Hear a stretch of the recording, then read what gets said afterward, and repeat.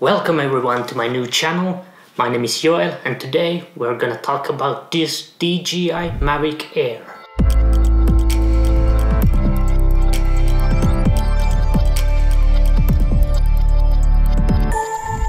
I have been flying this drone for over a year now and this thing is absolutely amazing. This thing is so small I can take it with me anywhere. It has been with me to Sweden, Finland, Denmark, Indonesia. Everywhere I go I take this one with me. I would recommend this drone for everyone starting out with flying. The Fly More kit costs about $800 and if you don't have that kind of budget I would probably recommend the DJI Mavic Mini with about $400. I of course use this Polar Pro ND filters. These things are a must if you want this smooth cinematic footage. First, I wasn't going to make this video. I was editing my footage from last year to stock footage, but then I noticed that I had some pretty epic nature shots that I could do a cinematic video of. So without further ado, here it is. But before that, don't forget to smash that subscribe button and the like button.